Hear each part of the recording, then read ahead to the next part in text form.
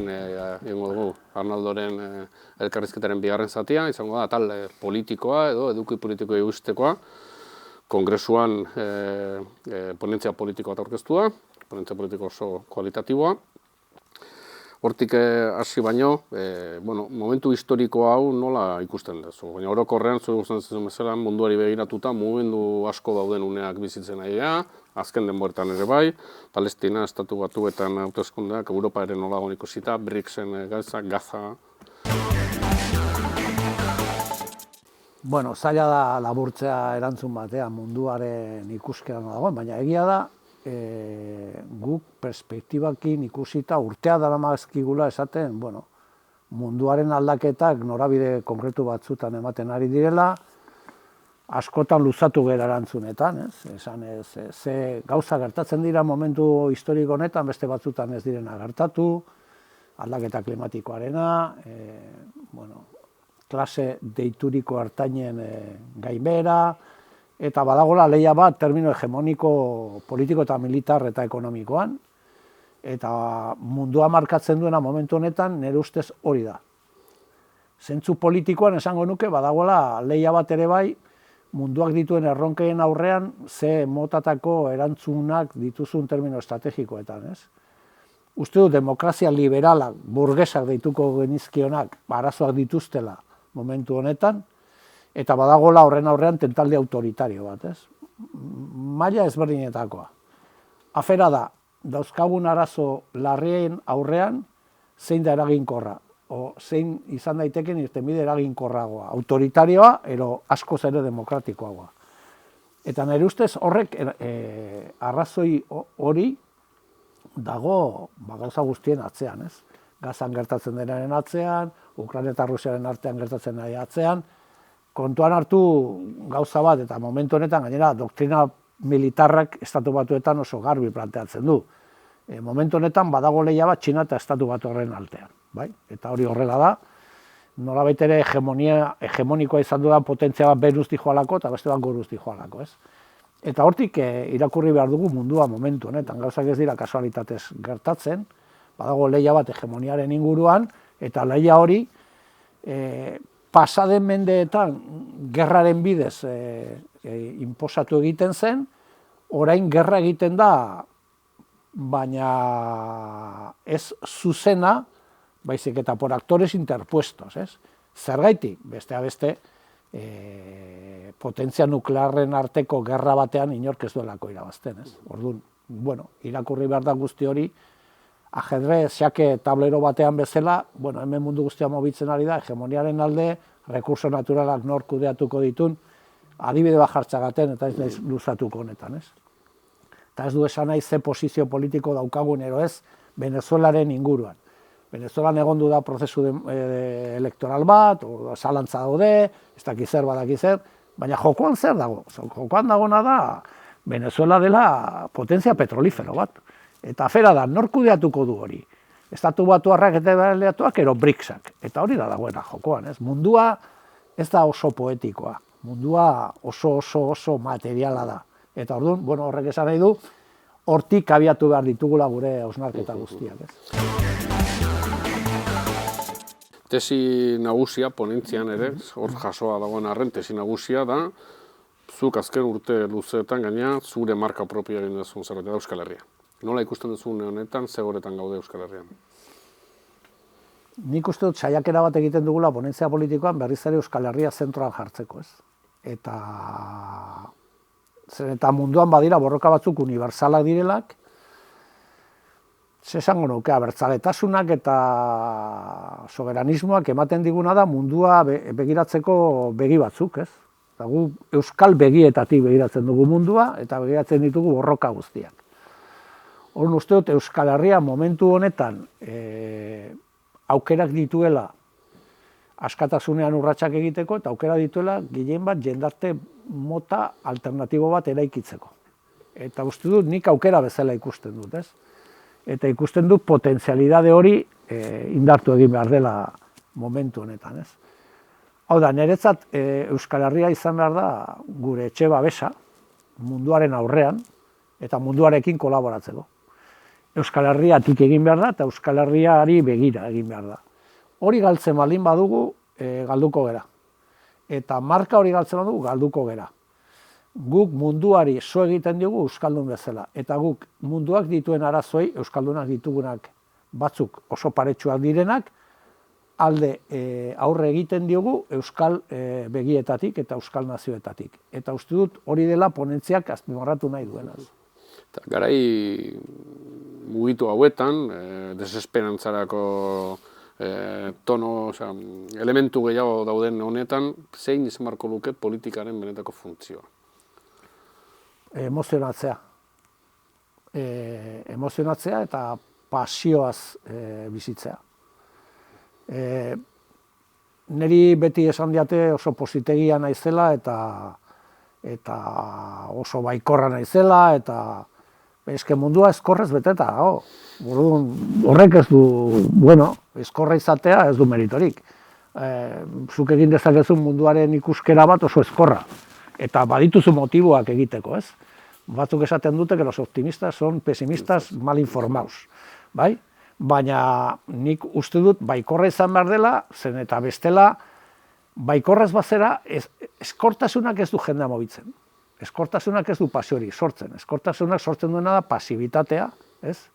Eta sortzen duena da, ustea, ez?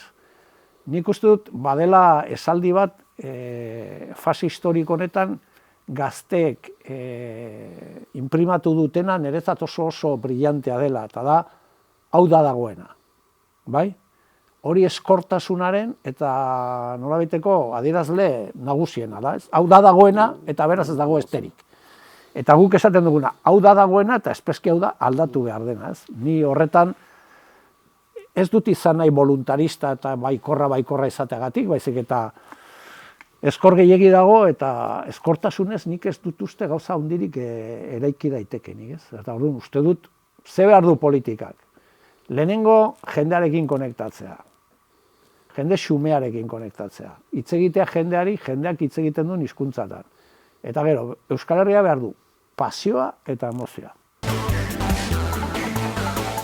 Euskal Herritik EH Bildura, pasaitu gau 3. kongresua izango da, 2 kongresu, lehenagotik ere esperientzia 2011 hasitakoa, oso zuk esatezu erderatzen gonitzen bezala, una operación de éxito, hola esan zenun. Nola ikusten duzu EH Bildu orain, jakinda, hauteskunde ziklo oso bat amaitu dugula, oso emaitza honekin, begi erdibistan, Espainian ez badago besterik ez da hauteskunderik izango, nola ikusten duzu honetan EH Bildu? Nik uste dut gurea arrakasta izan duen historia politiko badela, momentuz. Eta zergaitik, uste dut gehien bat horretan azpimarra jarri beharko genukela, zergaitik izan du da. Gauza oso zentzudunak egin ditugulako. Eta batzutan ematen du hau oso simplea dela, baina ezkerraren historia begiratuta, batzutan ematen du hau gauza extraordinario bat dela, ez ohiko bat, ez? Gu saiatu gera izaten, koherenteak, esaten duguna eta egiten dugunaren artean. Esan dugu, munduari erreparatuta halako arazoak baldin badaude lehentasun batzuk, gauza guztien gainetik, bata autoritarismo eta fascismoa gelditzea. Eta hortik bera dira beste guztiak. Eta guk uste dut hori ongi egin dugula, esan dugula, izan zen koherenteak horrekin. Bigarrenik, jendeari esan diogu zer egiten dugun, eta ez dugu izkutatu. Esaten duguna egiten duguna esaten dugu. Apaltasunez aritu gera, saiatu gera batasuna egiten. Eta uste dut, birtute handiena izan du dela. Beitu, EH Bildu da esparru zabal bat, gauza bat argi daukagu. Eta da, gutxiengo batzuetan ados jarri behar gera, eta dena batera jo behar gera. Zuk ikusten badituzu, esperientzia batzuk ezkerrean, eta nahiko gertukoak ditugu, hori ez da egiten. Eta horrek esan nahi du, hori ez baduzu, zuk jendearen aurrean eta herriaren aurrean ez bazera koherente izaten, zuk ezin diozu, eta beti esaten dut, eta uste eta errepikatuko dela. Zuk ezin diozu jendeari esan, mundua arriskoan dagoela. Izan gerragatik, izan aldaketa klimatikoatik. Mundua gero eta injustuagoa dela. 50.000 hildako daudela Gazan. Milaka hildako daudela Mediterraneoan migranteak direnak. Genero bretxa gero eta handiagoa dela. generoaren biolentziak sekulakoa dela. Bale, guzti hori esate duzu jendeari, horregatik aldatu behar dira gauzak, eta hortik minutu batetara zer diskutitzen duzu. Zerrendetan zein doan. Zeinik daka kuota bat ero gehiago koalizio batean. Horrek zer ekartzen du, jendeak ez bozkatu. Nik ez nuke bozkatuko hori egiten du. Desafekzioa. Zer eta zuk ezin diozu jendeari esan, arazoak hauek dira, sekulakoak, eta gu politika hemen egingo dugu, txikitasunean. Uste dute EH Bilduk horretan azertatu egin dula, eta esan du, gu koherenteak gara. Eta mundu horrela badau, eta nolabait ere erronkak alakoak baldin badira, jokatu dezagun koherente horrekin, ez? Esan dezu gertuko kasuak eta ikusita, o inguruan, askotan ez dago zuzen itxazioan arraroa, denetatik zentzudunenak gu izatea? Bai, batzutan harritzen naiz. Ezagututa gure, baina ez nuk, gero alde batetik fidagarriak eta prebisibleak. Eta uste dut gainera politika aldatzen ari garela. Agian batzutan ez dugula, o ez gehala egoartzen horretaz, baina nik adibide bat jartzeagatik. Guk hauteskunde orokorretan, espainoletan, gau elektoral berean esaten dugunean, guk Pedro Sánchez babestuko dugu. Batzuk esate dute, horrek zure negoziazio margena murriztu egiten du, ez dugu uste. Baina beste gauza bat esaten dugu eta da, nola irakurtzen du eskonbentzionala den askapen mugimendu batek hauteskundea. Eta uste dut hau dela matxakatu behar dena gure etxean. Zentzu batean, eta da, berdin da Hego Euskal Herrian PSN bozkatu duzun, PNV bozkatu duzun, Podemos bozkatu duzun, EH Bildu bozkatu duzun. Badakizu herriak ze bozkatu duen? Fatxak ez egotea Espainiako gobernuan. Ta mandatu herritarra hori da. Eta gu horrekin koherentea gera. Badakitau politika konbentzional ez duena funtzionatzen. Baina gauza bera esan genuen autonomikoen ondoren ino provinzietan. Baina ez zuten esango dezute. Baina hemen jendea gehiengoz bozkatu du ezkerra eta bozkatu du burujabetza. Gero egin dezute aliantza bat, egin dezute gobernu, songi.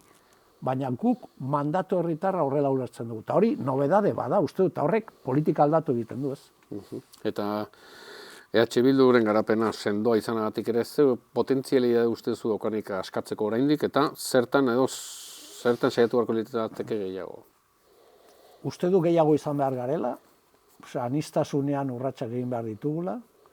Hau da, uste dut jendeak eskartzen duela batasunaren aldeko apustuak egitea. Batasunak edukiekin, ez dut esaten batasuna egiteagatik.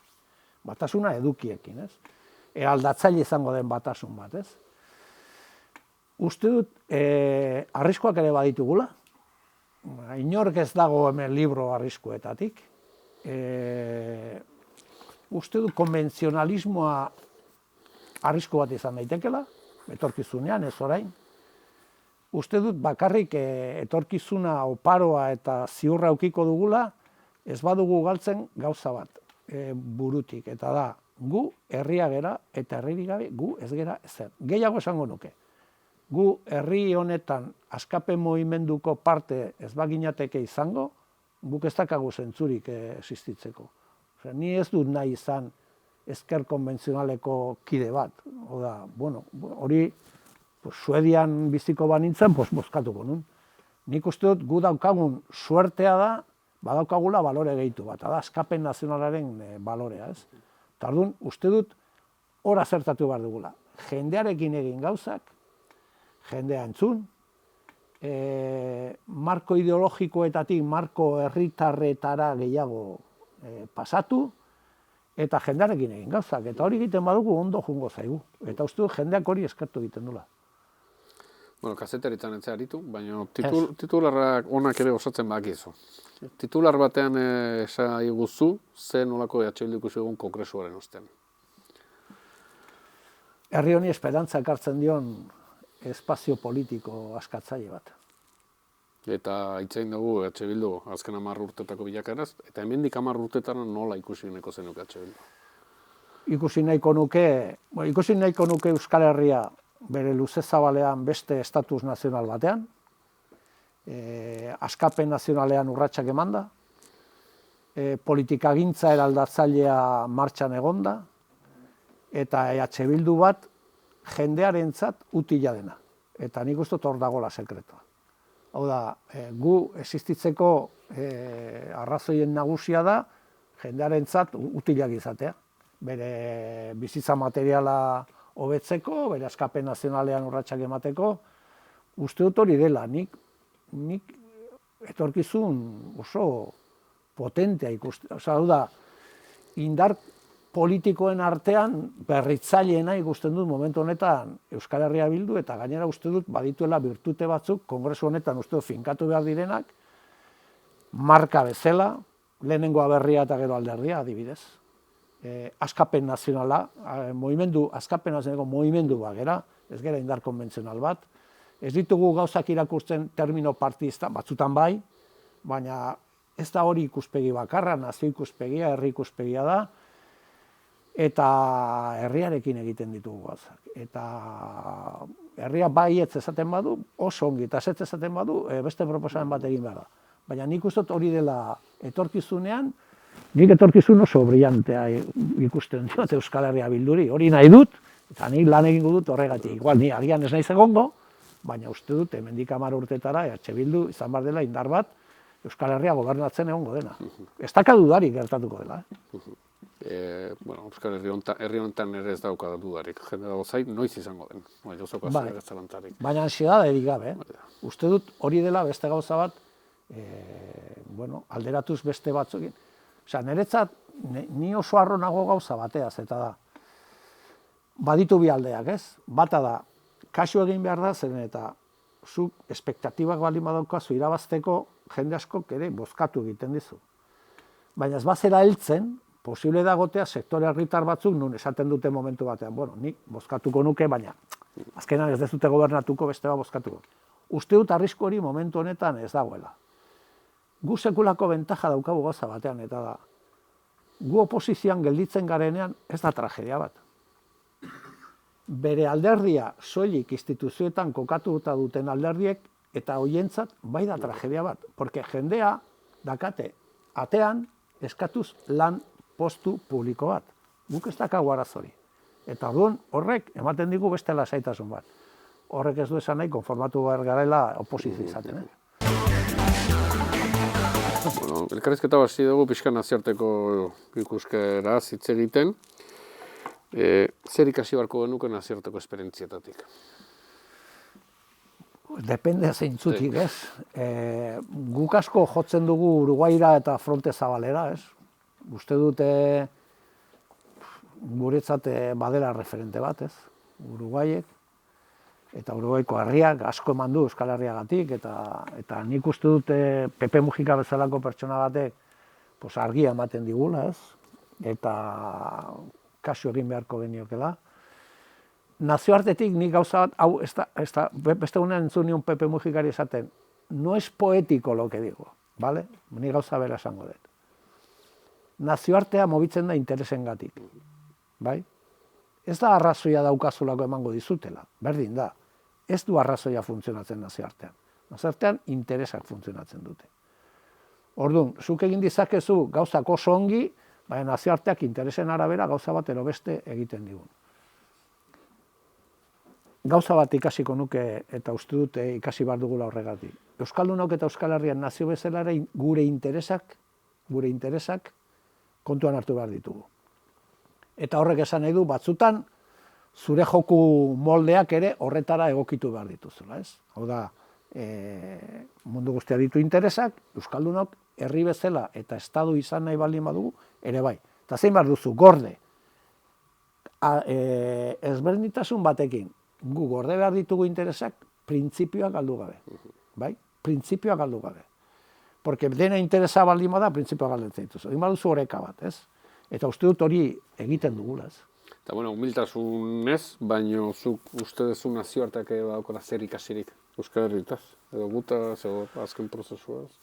Adibidez, oso harritzekoa da, baina hemen egin den prozesua adibidez, ezker abertzaleak egin duen transizioa, estrategia armatu batetik, hori munduan, mundu akademikoan, honetara dedikatzen direnen artean, beti da, aipatzen den gauza bat, ez?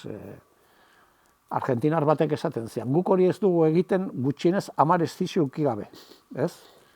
Horrela daude, ezkerrekoak Argentinan, ez? Gero, atentzio asko deitzen du, adibidez, guk egin dugun ibilbide hori estiziorik gabe egitea. Hori ez da sekulan gertatu inon, ez? Asko ere aipatu egiten da kanpoan gure zentzu komunitarioa, bai? Asko baloratzen da gauza bat, bueno, batzutan, ez dakit esaten diguten para alegrarnos los oídos o no, porque hori ere egoten da, eta gu ere horrekin kasio egin badu, baina bai uste dut jendea baloratzen duela gu, baiez esaten dugunean baiez dela, eta ez esaten dugunean ez dela. Eta hori, niretzat, Espainiar Kongresuan egin diguten laudorerik haundiena izan duzen Maria Jesus Monterok esan zuenean Bildukin badakigu baiez denean baiez dela eta ez denean ez dela. Eta hori ez da aldatzen bidean. Orduan, niretzat hori birtute politikoa da. Eta jendearen aurrean horrek segurtasuna ematen du, ez? Bildun ikusten nahi da gazte belaunaldi berri bat, bai udaletxetan, zinegotzik, alkate gazteak, egituran ere bai, ardura postuetan, zer esango zeneke gazte belaunaldi hori? Esango nioke. Alde batetik da konstatazio bat, ez? Eta da, gu pasaden hauteskunde municipaletan, ez daki, berritu genitun igual erdiak dago, ez? Udaletan. Eta ikusten dut, herrietan, ni Elgoibartik hasita, ez?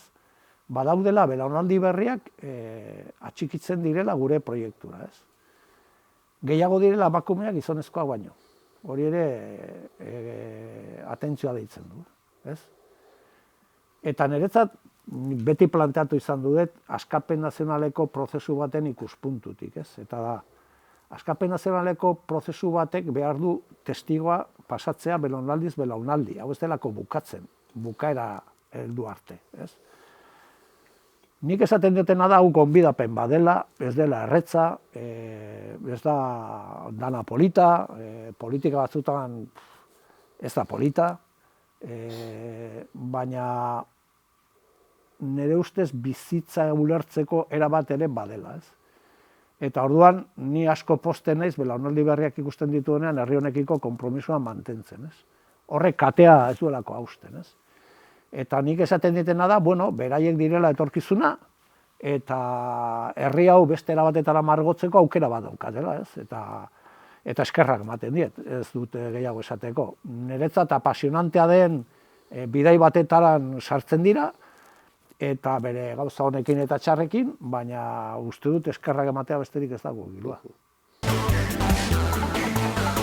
Bueno, eta ponentziaren tesiarekin, kongresuarenekin, zure markan Euskal Herriarekin ere, daukagu azaroaren 22an manifa bat, nazioagarraren mapean. Zergatik uste zuela momentu honetan garrantzitsua kalera ateratzea? Nik esango nuke, badago egin dezaket erantzun klasiko bat, ez? Eta da, bueno, manifestazioa, masa mobilizazioa, gure estrategiaren parte importante bada. Nik esango nuke nada, baditugu gauzak ospatzeko, Kriston emaitza elektoralak ditugu, urratsak egon dira, postazunez baditu gauzak ospatzeko, ondo gaude, indartsu gaude eta frogatu behar dugu hori Bilboko kaleetan. Eta bigarren ikustu momentu historiko honetan importantea dela berriz ere nazioa zentroan jartzea eta esatea gu harro gaude, euskaldunak gera eta nazio bagara. Ez gera besteak baino gehiago, ez da gutxiago ere ez. Baina nik dei bat egingo nioke jendeari juteko ospatzera, irribarre batekin, harro, lasai eta esatera, hemen gaude, Euskal Herria gera, errespetatuak izan behar gera. Eta uste dut, horrek guztiei on egingo digula. Eta bitartean gainera balioko du bata bestearekin berriz ere ikusteko, kontuak egiteko, pote bat hartzeko, baina Euskal Herriak berriz ere frogatu behar du munduaren aurrean, hemen gaudela. Eta harro gaudela nazio bat izateaz. Kongresuaren berako ponentziak dauka bi atal, bat ponentzia politikoa, eta gero ponentzia norabide horren nola egokitu behar den Bildu horri erantzuteko, ponentzia organizatiboari dagokiona, edo zer komentatuko zen? Bueno, politikoa hitz egin dezaket, organizatiboa igual zu gehiago hitz egin dezakezu, ni beti, bueno, ezautzen nautena badakiten ni termino organizatiboetan ez naizela oso jaioa, ez? politikoan ikustu badagola tesi bat, ez? Eta niretzat da oso erraz labur daitekena, ez? Euskal Herritik. Da, badira gure ustez bi konstatazio garbiak. Euskal Herrian nazio bezala, Hego Euskal Herriatik ikuspuntutik, bere garaian, 1978an sortutako autonomia ereduak, mejoramendua eta Gernikako, hortik sortu zen harreman eredua, ez du funtzionatzen. Ez du ibilbide estrategikorik. Euskal Herria burujabetza behar du. Burujabetza maila handiago bat. Eta ez hori da tesi bat. Bigarren tesia da, politika neoliberala porrot egin dute. Euskal Herrian eta munduan. Ez dute ezer konpondu eta gauzak larriagotu egin dituzte.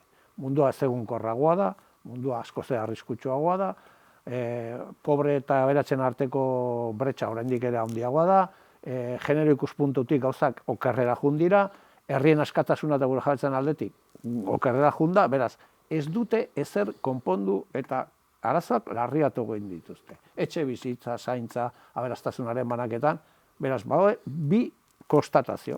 Harreman eredua ez du funtzionatzen, ez du rekorrido estrategikorik, nazio bezala, eta politika neoliberalekin bukatu behar da. Hori da ponentzia politikoaren tesia. Eta horretarako, martxan jarri behar direna da, burujabetzara, norabait ere burujabetzaren bidean urratsak egitea, burujabetzara gerturatuko diguten politikak egitea, eta politika antineoliberala martxan jartzea administrazio publikotik. Besteak beste, administrazio publikari beste paper bat emanez, ez?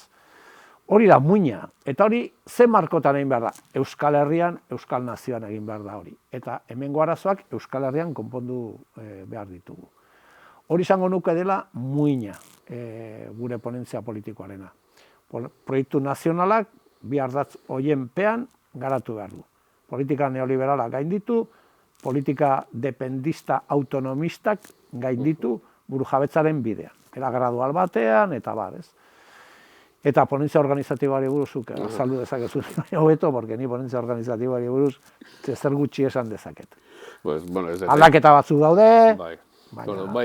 Nik azkar batean bada ere, logika simple bat egingo nuke. Nik uste hirugarren kongresua dela, kongresu bakoitzak behar zituen baldintza batzuk eduki, EH Bildu egokitzeko, sortu, egonkortu, eta bain gauden egoeran da belamenak ireki eta desplegatzeko. Uste dut ere, egiten denean ere, egokitzan behen batzuk eraginkortasunari begira. Beraz, esan dizut, gero egingo zu galdera bat honen inguruan, mikrofona ematen diazun hontan, nik baina nabarmenduko gauza bat, nik ez zuk aipatu dezunarekin, da uste oso garrantzitsua dela, eta da, gure indarra edo altxorra nun dago oinarri sozialean militantzia. Eta uste egokitzapenetan indartzen dien aparatu edo sail batzuk, dijoaztela hori egonkortzea, oinarrian gure militantzia indartzea, beraiekiko politizazioan, hartu emanean, eta inkluso antolaketan, gure konformazioan, herrietan, gure esan dezun bezala, gu militantziari gabe, oinarri politikori gabe, antolakuntzari gabe ez gehat deus, mugimendu bezala. Eta gero nik uste dut, baina hori ez dago traslazio ponentzia organizatiboan, baina uste dut EH Bilduren zabalkude areagotze honetan, oso garrantzitsua dela niretzat behintzat militantzia politikoaren izaera. Zergatik oinak lurren eduki behar ditugulako, geroz eta zabalagoak eta handiagoak izan horrek ere emate digulako kontraesan gehiagoko eremuetara. Kontraesanen kudak eta klabea da, nik uste hori ere izan dela gakoetako bat honeino iristeko, baino sartzen gera, nahiz eta ez konbentzionaltasunean aritu, konbentzionalak diren markoetan edo esparruetan, nun geroz eta, igual bizitu ez ditugun balioak kontrastatu behar dianak, egoak, gestionatu behar dira olako kontuak, uste hori arriskutsua dela, eta uste dut, eta gero esan dezu aldaketa batzuk daudela, ponentzia organizatiboan aldaketetako bat da, adibidez, zuzendari nagusiaren figura desagertzen dela, orain arte nik eduki dudan ardura, eta uste dut hori ere, militante bezala dala modu naturalean egimarreko aldaketak personei dagozkienak. Alegia, geha militanteak zerbitzu bat egiten duguna militante baterako, denbora batean, militante politikoa geha eskatzen zaigun tokian, da eman behar dugu alik eta oberena, zekatik gure engaiamendua militantzia honetarako ez da batzuekiko edo norbait da herri honekiko. Eta nire ustez behintzat da, herri honik diogun maitasunarekiko, orduan hori da gure egidealarroa. Orduan, etorriko dian aldaketak ere izango dira eraginkorragoa izateko EH Bildu. Orduan, uste transizio natural bateko kongresu batera goazela, eta hori, simpleki esan da hori esango nuke. Bai, ni ados nago, nik esango nuke igual gehitzeko gauza bat, ez? Eta, EH Bildu ja beste fase politiko batean sartu da, ez? Beste emaitza elektoralak direlako izugarriak, eta ja, disputatzen ari garelako hegemonia. Euskal Herriko lehen indar politikoa gea. 7 lurraldeak kontuan hartuta. Horrek esan nahi duen guztiarekin. Eta datorren fasean tokatuko zaigu besteak beste herria gobernatzea. Segurazki koalizioan. Zen eta herri honetan ez dut uste gehiengo absolutorik egongo direnik. Baina programa zehaz batekin eta hankak eta oinak lurrean jarrita. Horretarako gure predisposizio organizatiboare horren arabera antolatu behar da. Eta gero dago militantzia, tokatzen zaizun tokian bakoitza egongo da eta zer bilatzen, eraginkortasuna, eraginkorragoak izatea. Eta hori naturalidadez hartu behar den gauza bada, batzutan ez da erretza, baina nik uste dut besteak beste gure sekretua ere hori dela, hau da, gu militantez osaturiko erakunde bat, antolakunde bat izan nahi du, horretan ez gea oso konbentzionala, baina uste dut, etorkizuneko sekretuare hor dagoela, hau da, konbentzionalismoak, eta badakigu esparru konbentzionalean aritu beharko garela ere bai, baina konbentzionalismoak jendeengatik urrundu egiten zaitu. Eta uste dut gure trukoa dela, gure sekretua dela, guk herriarekin egin behar dugu bidea. Herririk gabe ez gera zer. Zaitu galdetuko nizula gauzat, Purrizederako hitz egiten. Bai, niri, esango ditut alderdiak, baina ez nork, bai peseko ordezkari batek, eta baita ere, peneko batek, porque oso ondo entzute izkizute bai elkarrizketako zure hitzartzeak, lehenengo hitzartzetan ponentziaren inguruan, ez dakit ze hitza aipatu zen regeneratuko zela, edo loko zerbait, eta jendak, interes asko sortu du horrek, eta baita ere, ze... Esan nun, belaunaldi berriek hartu beharko luketela bere espazioa, EH Bildu berrian eta bar, eta belaunaldi gazteagoek, eta bar, eta bar. Hori interpretatu zen, ez dakit nola, irautza bat bezala, eta bar, kasken eretza belaunaldi berriak zuek zarete. Kasken ni adin badaukat, orduan. Ematen zuen, ez dakit, zaitu dana da, belaunaldi berriek jada EH Bildun zuzendaritzan postuetan daude, eta arduretan daude, eta zer esanik ez ardura instituzionaletan. Orduan, badakite, egongo direla superpendiente esaten ditugun hitzein inguruan, eta batzutan ez gara ere kostiente horretaz aritzen direla, baina hemen bermatuta dagona da, badago ja belaunaldi bat zuzendaritza maietan dagona. Niretzat belaunaldi gazteagoa erretza da, osea, nik badut adin bat. Ja, zue guztiak beste belaunaldi bat zarete. Zuen belaunaldiari ze tokatzen zaio segurazki transito honetan datozen 4 urtetan. Zuen atzetik datorren belaunaldi bat prestatzea, zuek egiten zuten lan orain egiteko, ero zuekin batera aritzeko, hori esan nahi nun. Baina, nik uste dut gu oso kongreso lasea eukiko dugula, niretzat oso potente izango da politikoki, uste dut gure ADN oso markatu utzi behar dugula kongresu honetan, zer geran, zeintzuk diran gure baloreak, zeintzuk diran gure proposamenak, eta frogatuko duguna da, badaukagula ekipo bat, hau ez dela lidergo individualetan sortutako espazio bat, badago ekipo bat, eta atzetik datorrela, beste ekipo bat dela, eta bar, orduan, lasaitasun horrekin. Leheman ere, kongresuko leheman daukagu sartuta hitz ezberdinak, ebokatze dituztena pertsonai ezberdinak esan aldian, tartean, zuek utopikoak karriko zute Euskal Herrian askatasuna. Bai, Telesforo Monzonek berodroman esan dakoa, eta gero zutunik daukagu, bere garaian Jose Antonio Agirrek erabilitakoa bere zin egin zuenean lehendakari karguan, ez dakit jendea dakin, baina Telesforo eta Jose Antonio lagunak ziren. Telesforo eta Jose Antonio txikitan Bergaran pasatzen zituzten udarak, eta Telesforo Monzonen jauregian jolasten zuten. Gero gobernu berean egon ziren, ez? Uste dute batzuei etzaiola asko gustatzen, adibidez, eta ez da PNV-ekin sartzeagatik, ez? Baina oso gaizki hartzen dute guk Jose Antonio aipatzen dugunean, ez? Jose Antonio PNV-koa zen, ez. Jose Antonio lehendakari bat zen. PNV militatzen zuen lehendakari bat. Eta Jose Antonio herri honena da. Telesforo den bezala, edo dozin den bezala. Orduan, lehen aipatu izan dugu, nola ikusten dugun gu politika gintza, ez? Gu politika horrela ikusten dugu. Jose Antonio Agirre, PNV-ko lehendakari izan zen, bai, baina Jose Antonio Agirre herri honena da. Abertzale guztiena, independentista guztiena. Zergatik, gure lehendakari izan zelako, zati honetan, gerra bat tokatu zitzaion, gerra gintzun, erbestean hiltzen, Jose Antonio Agirre PNV-tik haratago doa. Nik uste dut, badela jende asko, sekulan PNV-koa ez da nahi izan, nik esan zeitu nire familian, Jose Antonio Agirreren argazkia zukatena bere etxean. Zergatik, lehendakaria zelako. Berdin zen PNV-koa izango zen, ulertzen, orduan. Uste dut horretan ere herri honek zetakeri hori bukatu behar dula horrekin. Jose Antonio Agirre da figura historiko bat, herri honen historian zentrala izan dena. Eta zentzu horretan herriarena da, Santi Brouard bezala. Horrela ulertu beharko zen, Josu. Herri honenak dira, ez dira herri batasunekoak. Dira, herri honen historian paper bat jokatu duten personaje historikoak. Zeinenak, herriarenak. Gogoratzen dut, honekin bukatzen dut txapa, Santiren manifa egin zenean, oiua zein zen, Santi herriarena zera. Ez zera herri batasunekoa, ez, herriarena. Orduan, horrek uste dut, fijatzen dula ongi, zein den gure posizio filosofikoa eta beste batzuena. Bueno, guain, ja azken galdera, podcastaren bukatzeko. Hemendik aurrera, gertatzen gonbidatu ere ingo diogu azken galdera berdina. Eta, bueno, pulso nazionalaren indargunean ere, ari da, Euskal Herria marka jartzen, bai ponentzian, baita ere Euskarri ezberdinetan. Bueno, atea dago Euskal Herriaren armarriarekin, kotxeetan jartzeko pegatinak, aberrola lortzen dugun Euskal Herri hori ere, beste simboloak ditugunak indartzea. Orduan, galdera izango litzateke eta gero hortan saiatuko gara. Zeini emango zieneoke pegatina hau, bera kotxean jartzeko?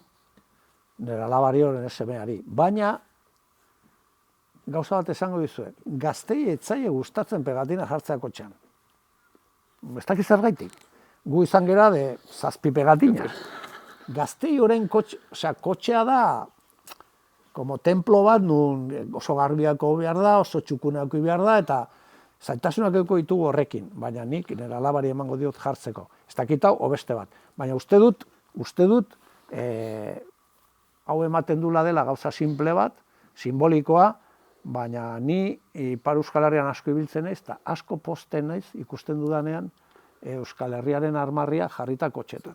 Eta uste dut hori ere dela aberria egitea, eta, kotxean agian ez da, oso txukun gelditzen, baina kotxetik haratago aberria dago. Lehentasuna du aberriak, eta uste dut, ideia polita dela eta sozializatu behar dela. Bueno, Arnaldo, eskerrik asko. Zuei, mi esker. Lehenengo podcasta zuekin jazteko, eta aukera gehiago egiteko. Lehenengo podcasta da, uste dut, podcasta, bai. Songi, ikusiko dugu nola funtzionatzen duen. Eskerrik asko. Mi esker.